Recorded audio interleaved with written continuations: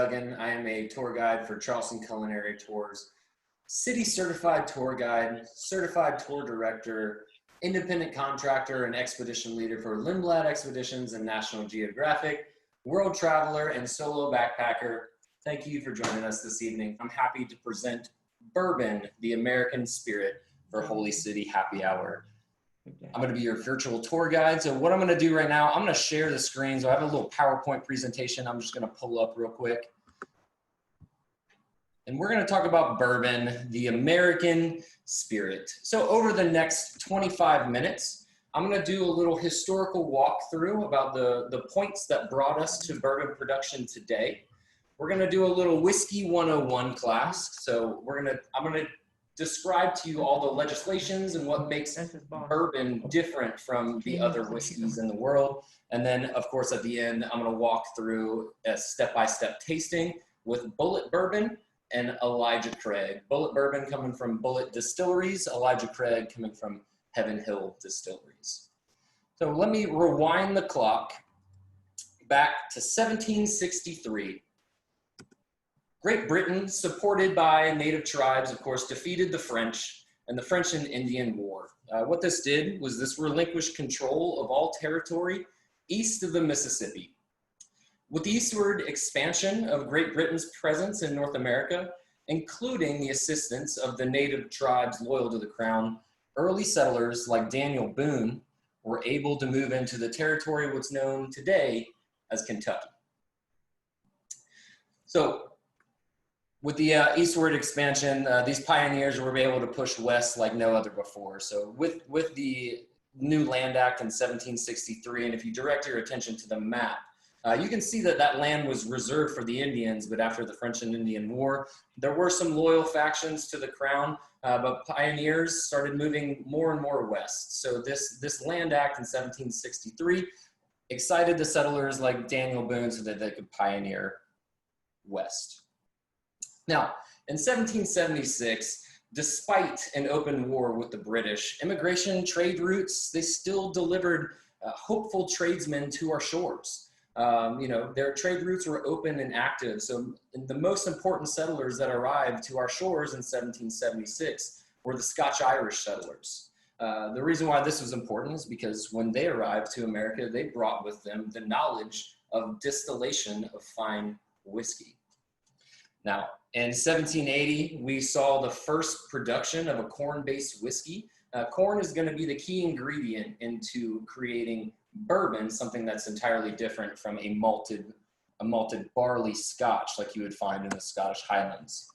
And then one of my favorite little factoids that happened in our past is 1785, Bourbon County was established. It's not like well known. There's a little bit of debate about where the etymology of the word bourbon came from, but in 1785, Bourbon County was named after the French royal house of Bourbon. And this was in gratitude for Louis XVI. Louis XVI offered us a lot of assistance during the American Revolutionary War. The French house he was from was called the House of Bourbon, and Bourbon County was established in his honor. Now, one of the most important occurrences that happened in the 18th century came from Elijah Craig. Now, I'm sampling Elijah Craig bourbon later this evening, and that was very intentional. Elijah Craig is known as like the father of the bourbon industry. He and a few other gentlemen were the first to char the inside of the oak barrels.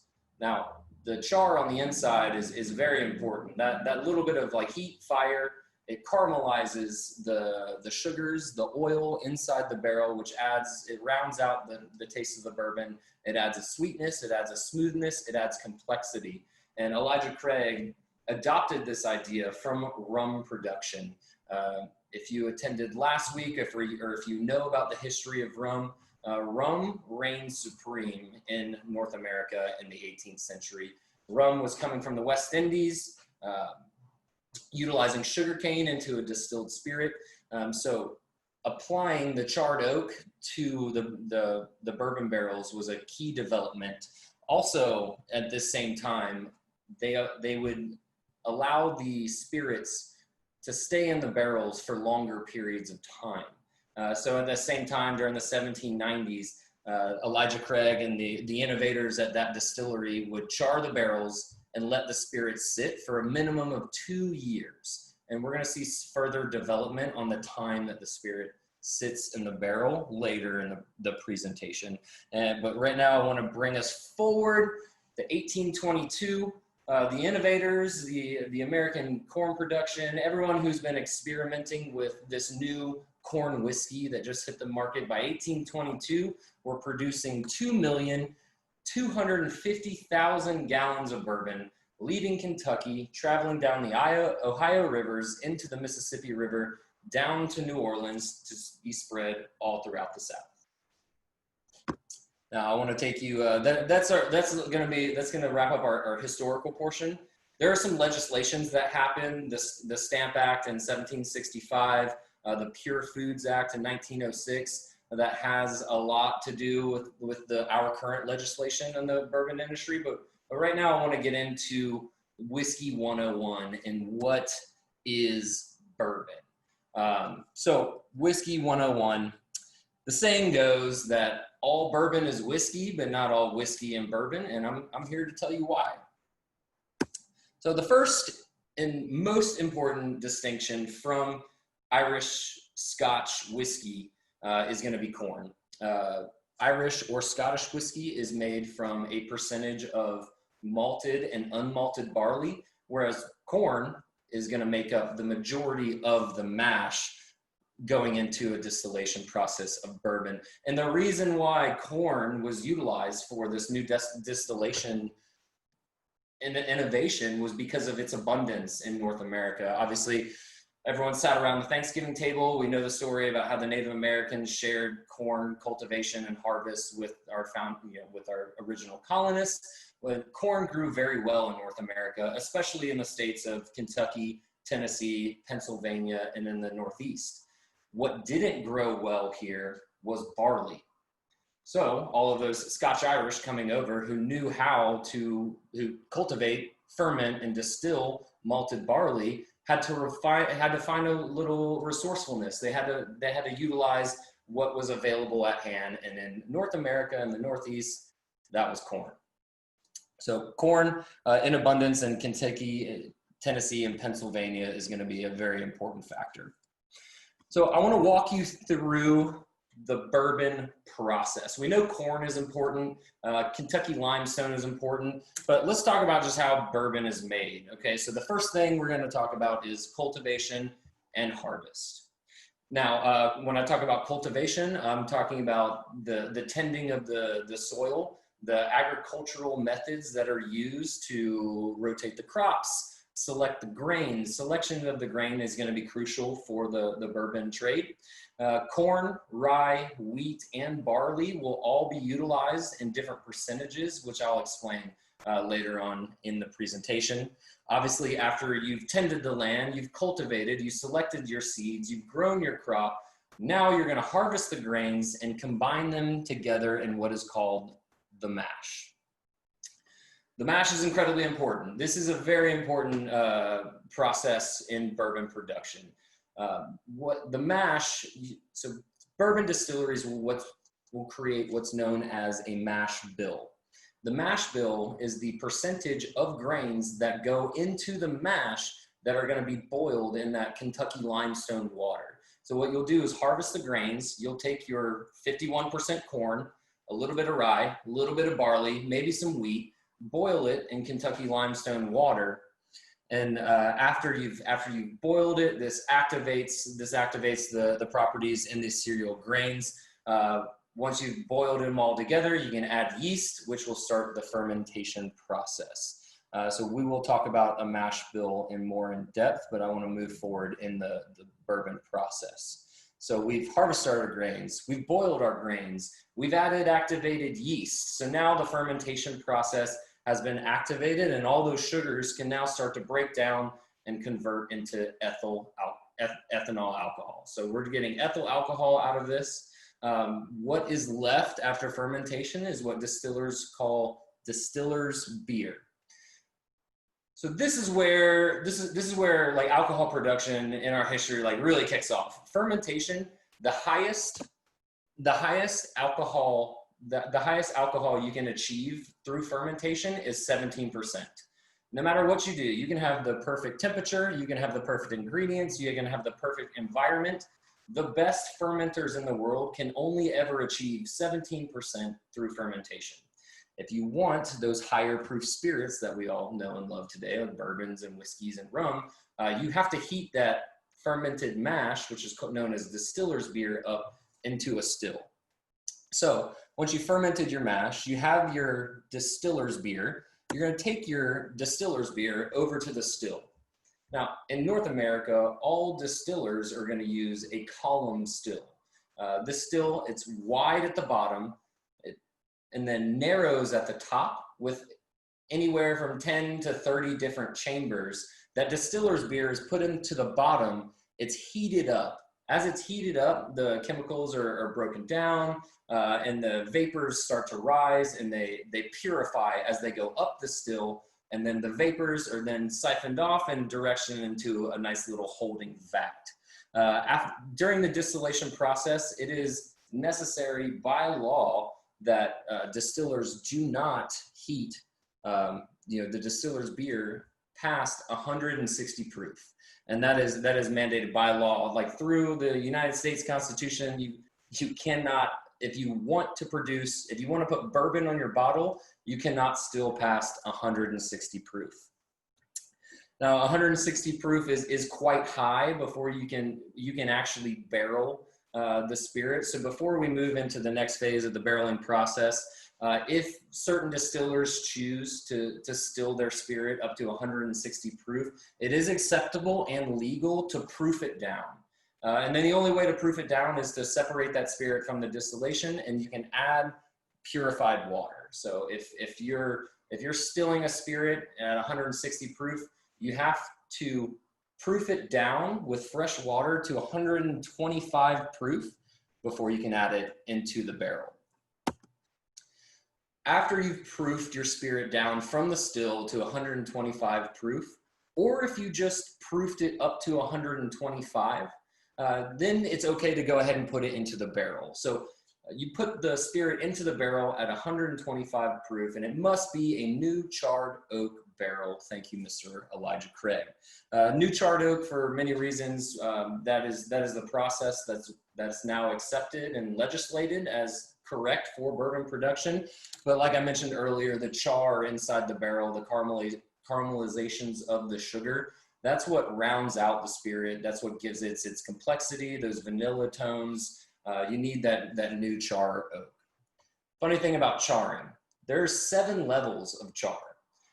So if you're going to determine the quality of bourbon, which is done in the distillation process, actually, so you'd sample the liquid coming out of the still. There's a cycle, a distillation process. So liquid coming out of the still first is considered lesser quality.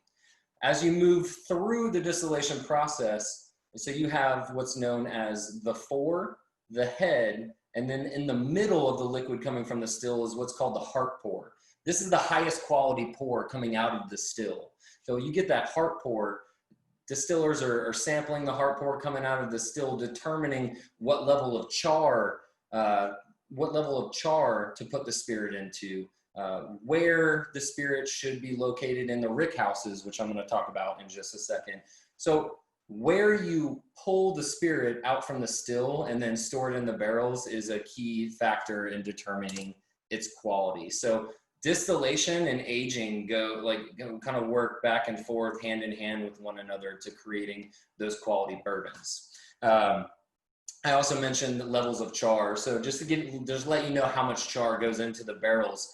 Level 1 through 7. Level 1 is 15 seconds of char, and then level 7 is 3 minutes and 30 seconds. So there's a pretty large gap in difference. And Buffalo Trace Distillery is the only distillery known to go up to a level 7 char in their barrels. Buffalo Trace is still pretty secretive about their mash bills and their fermentations, and I'll elaborate that. And then after you've aged After you've aged the spirit in a new charred oak barrel, it's sat in a rick house for 2 years, you can now bottle your product, and it must be bottled at no more than 80% alcohol by volume or 80% ABV. So this is a pretty basic walkthrough of the process from grain to bottle. Of course, there are many other intricacies throughout the entire process to making high quality bourbon, but you might have noticed throughout that little walkthrough that I really accentuated very specific instructions and points. And those points that I highlighted are what's known today as the Bourbon Laws. It has been generally accepted that there are 5 Bourbon Laws. There's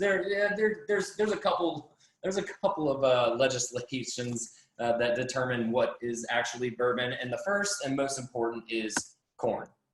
So for the Bourbon Laws, a minimum of 51% corn has to go into the mash to be required for distillers to put bourbon on the bottle. Like I mentioned earlier, it can only be distilled up to 160 proof, no more. It has to be barreled at 125 proof or less.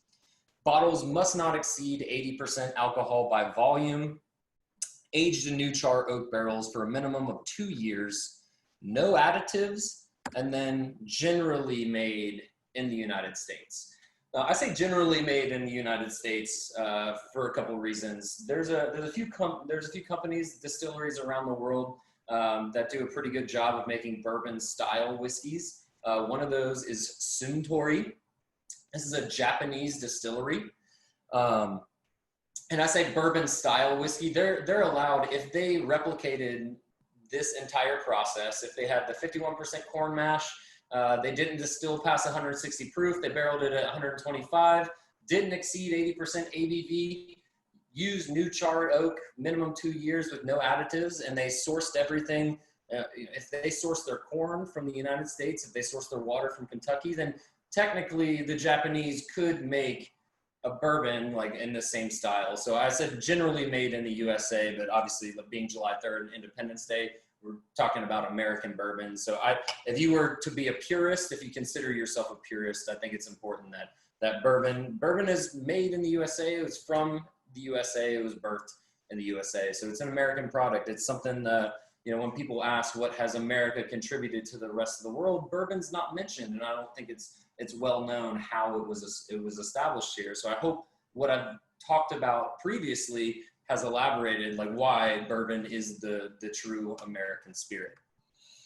Now, I want to talk about something very important in the bourbon process called selection. In the photo, this is Heaven Hill Distillery. The buildings that you are looking at, the little white buildings they're not little white buildings, these are massive buildings. The white buildings that are scattered about this hill, these are called rick houses. So through the distillation process, the distillers are going to sample the spirit all along the way.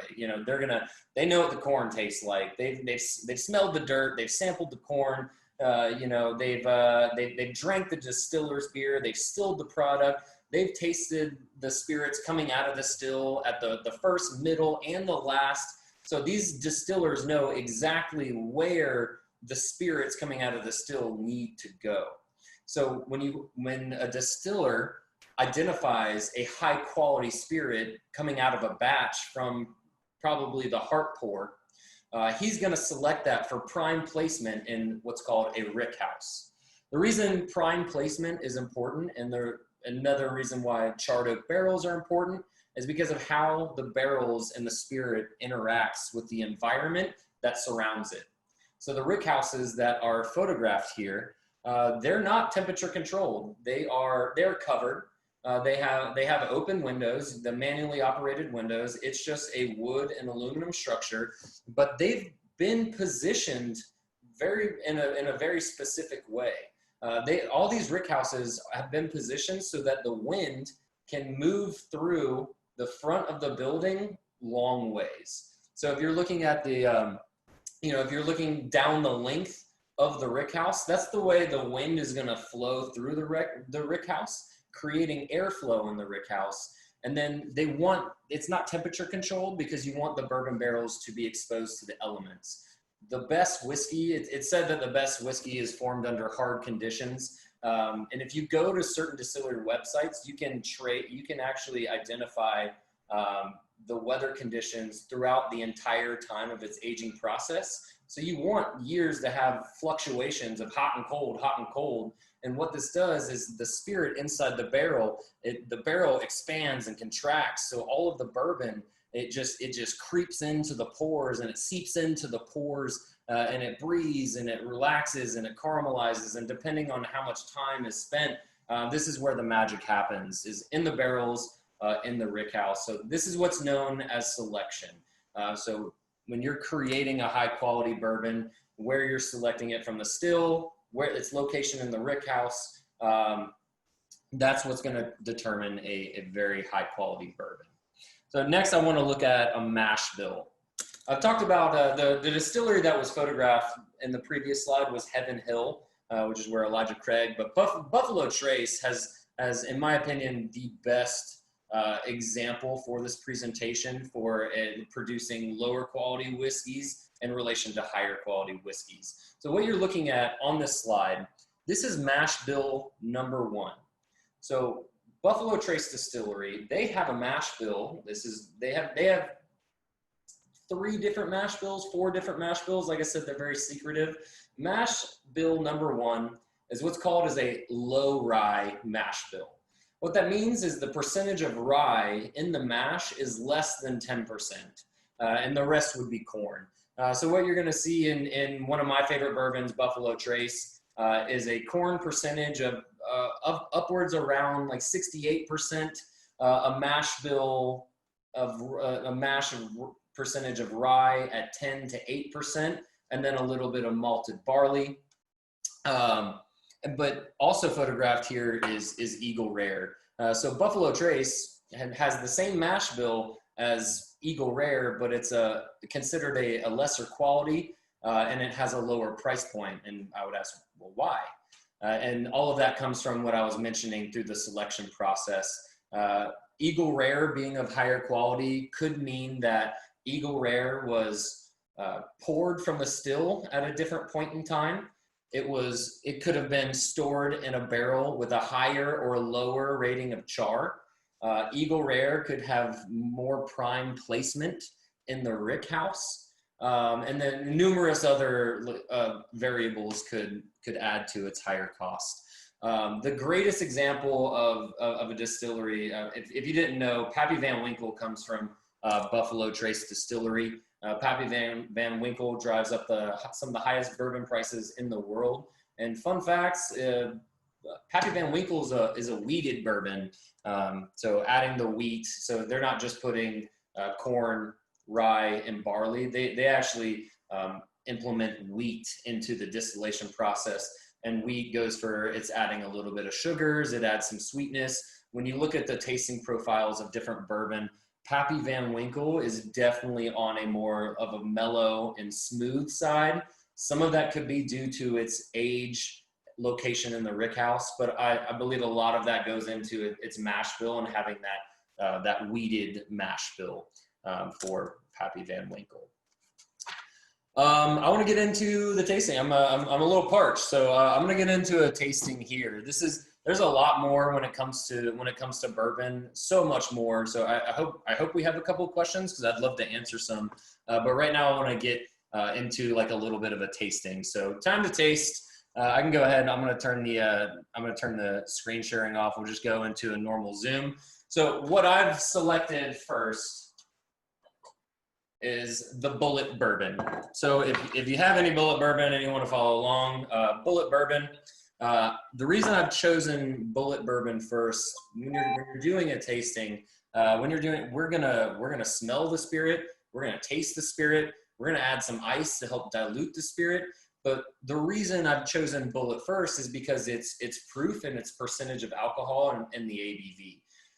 Obviously, the more alcohol, if I'm going to sit here and sniff the spirit several times, the higher the alcohol. If you disturb the esters too much, that the alcohol that's released from, say, like spinning the glass, can singe, like singe your nostrils so that you're not smelling effectively. So if you want to get a really good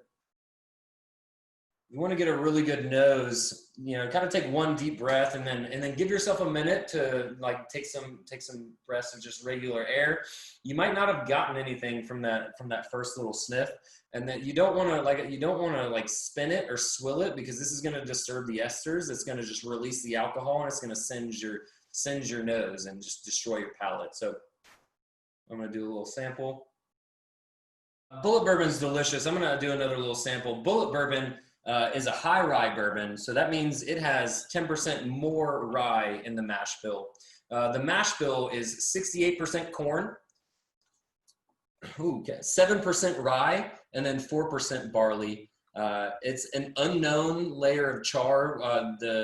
The rating company didn't know how much char, and they didn't know the site didn't know at what proof bullet bourbon entered the barrel. But I know from seeing like 68% corn, 7% rye, 4% barley, I can get a pretty good idea of what the bourbon's going to taste like.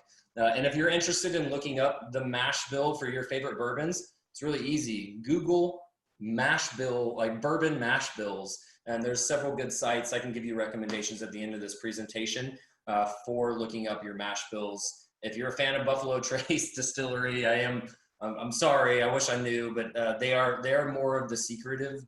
They're one of the more secretive distilleries in the country. Heaven Hill is actually very transparent about what goes into their mash bills, but Buffalo Trace, they're kind of they're cornering the market with that little bit of like secret mash bill there. I think they're trying to create a little more value. So Buffalo Trace is hard, but Bullet Bourbon, you can check out the mash bill. But Bullet's delicious. It's got like nice vanilla. It's light, kind of a little straw color. Good notes of vanilla, but there's still like a little bit of alcohol in there. So I'm gonna take just one little cube of ice and drop it in, and I'm gonna let it like kind of dilute for a minute. It's okay when you're going through a bourbon tasting. One cube of ice is fine. If you're an extreme purist, maybe just a dropper of water. This kind of helps like thin out the mix. It's not going to ruin the experience. There's a lot of people that enjoy bourbon neat, enjoy it on the rocks. 1 or 2 rocks should do, but that water just really helps to like tone everything down. So I can get a little more. So after adding the water, I can get a little more like citrusy notes. There's some fruity tones in there, and then tasting it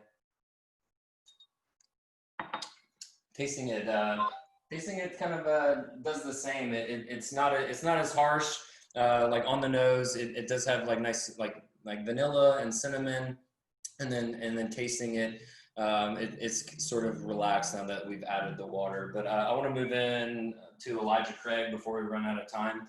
Elijah Craig, this comes from Heaven Hill Distillery. It's Elijah Craig small batch. This is what's known as a low rye bourbon. So the rye percentage is less than 15%.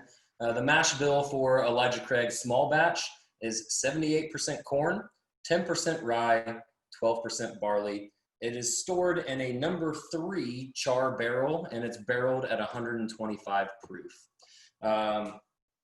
Elijah Craig's delicious. Like he's definitely known as the father of bourbon. So there's a little bit of nostalgia here. And you can, if you're comparing these two side by side, they're honestly completely different. Even with just the 10% difference in corn, you can smell there's more sugar. It just kind of smells like a little more alive. It's good. It's sweet.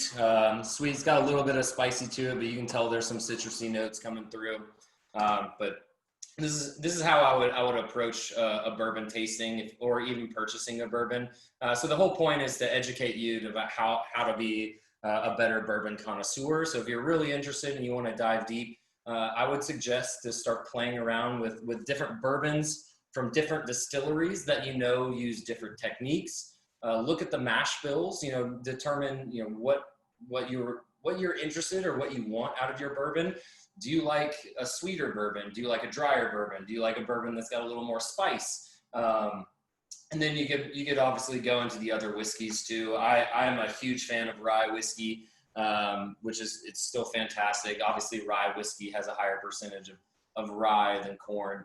But in the world of bourbon, if you're in the world, and with anything in food, wine, spirits, it all comes down to like your palate and what you like. There's no wrong choice. Some of my favorite bourbons in the United States, there's one out of Oregon. It's $14 or $17 a bottle called Yukon Gold. And then Heaven Hill makes one called Mellow Corn. Mellow Corn is not classified as a bourbon, but it is a corn whiskey. So I would recommend picking a bourbon on like a low end of the spectrum and a high end of the spectrum, and comparing those. So that's going to be it for my presentation. I hope this was educational. I hope you learned a little bit about the history and what makes bourbon. And I definitely hope your takeaway is like how I can continue my education in bourbon. And hopefully after this presentation, you go into your spirits or your liquor stores and you feel very confident and excited in purchasing your next bottle of bourbon. And if the question comes up, what is my favorite bourbon? It was Buffalo Trace. I actually had a dog I named after Buffalo Trace bourbon, and just the regular Buffalo Trace. Buffalo Trace is a great distillery, and it's one of my favorites. So thank you everyone for tuning in. It's been a pleasure. Hopefully there's some questions. If we have any questions, let's fire them off now. Hey everyone, Seth Duggan with Holy City Happy Hours. Don't forget, if you enjoyed the video, to like, comment, or subscribe, and you can do that right here. Thank you everyone, and we'll see you next week.